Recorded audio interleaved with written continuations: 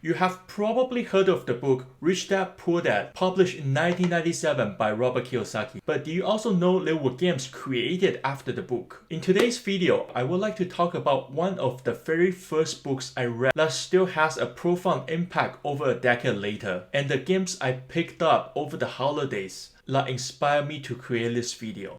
While the book Rich Dad Poor Dad has been around for over 20 years, and you have probably seen Robert's ads while watching YouTube videos, Robert Kiyosaki is an American businessman who grew up in Hawaii and is in his 70s as of the shooting of this video.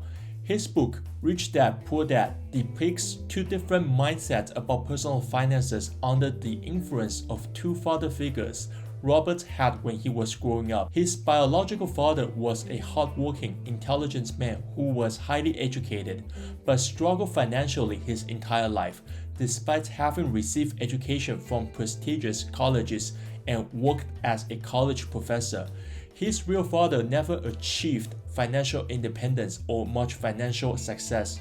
On the other hand, the titular father, while Robert gave inconsistent recollection of the true origin stories of the rich dad, for the sake of this video and for simplicity, was described as a family friend, as someone who never went to high school, but through entrepreneurship and savvy investing, the titular father became one of the wealthiest people in Hawaii, leaving millions behind for churches, non-for-profits, and families when he passed away.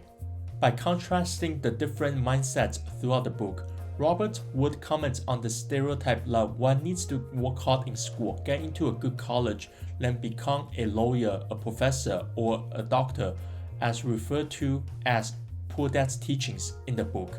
And he would complement the teachings of his titular father, and that money is a necessary evil, but one does not work for money, but money needs to work for them.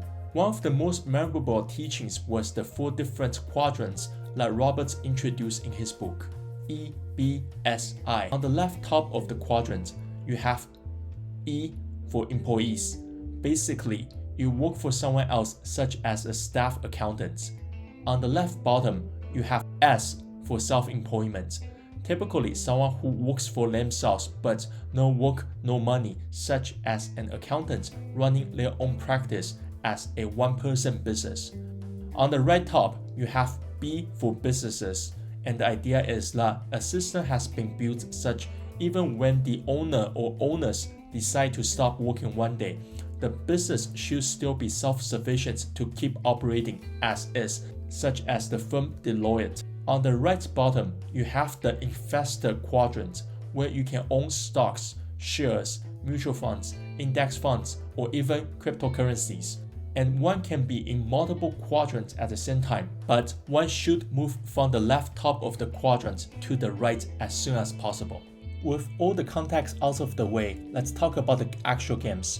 I never had a physical board games, so I cannot comment on the experience playing them. But I would imagine there is some learning curve up from playing the board game and reading the manuals, but the experience should still be entertaining and educational. Now, finally, let's talk about the games.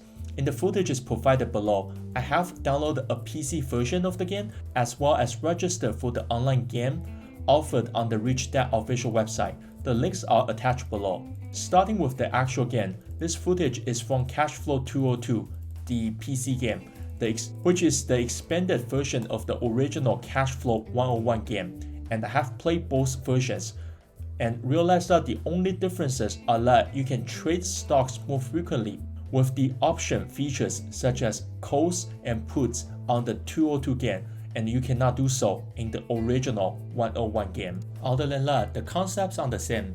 You are assigned with a profession when you begin the game, be it a lawyer, a doctor, a police person, or a comedian, or a truck driver, and you are assigned a certain set of income and expenses according to your profile, and you get to choose what is your ultimate dream, be it dinner with the president, or touring the 7 wonders of the world, or travel the world, or what have you. You begin the game by starting in the rat race in the middle of the map, and every turn, you will run into different events. Some are negative, and some are positive, and some are neutral.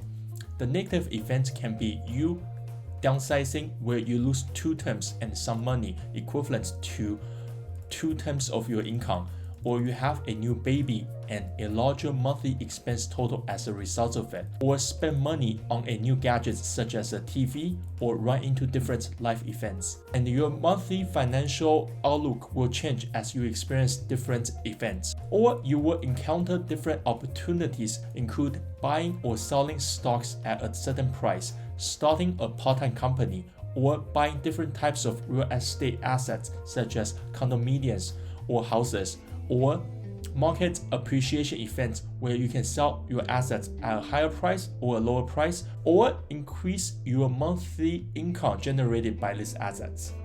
To win the game, you will need to have a certain level of passive income so you can move on to the ultimate map, achieve your ultimate goal, and have enough passive income. By definition, the rat race is the smaller or defined segment that should resemble real-life struggles in the middle of the map. This symbolizes some struggles that we all share, where we work, make money to meet ends meet, and encounter different life events along the way, but are sometimes struggling financially to be independent from our main source of income, which is from a job.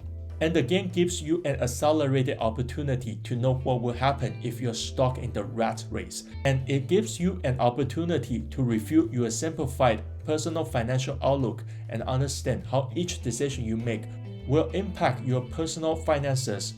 For instance, borrowing a little money to buy a cash flow positive asset could be a good investment if you can afford the repayments as well as the increased monthly expense. But if not careful, going into negative cash flow by borrowing too much money may end up bankrupting you and end the game prematurely. Well, the game overly simplifies how life works, and the numbers in the games are no longer realistic reflections of some of the actual prices anymore, specifically housing prices. I think all the major concepts from the book are captured beautifully. To win the game that is life, to achieve financial freedom and obtain financial success, you will need to reduce your expenses, increase your income, and generate passive income to buy your time back so you can get out of the rat race and enjoy life. While I do wish there are more games like this or an updated version to this game, I enjoyed playing the game every once in a while, especially as I had gone through difficult financial times myself recently.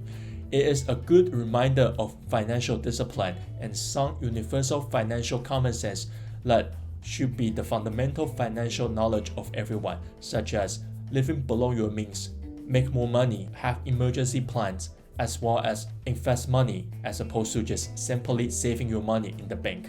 That being said, thank you for watching today's video. If you are interested in playing the cash flow one-on-one game with me or watch more content like this, please like this video and drop a comment down below and consider subscribing. I will see you in the next video. Peace.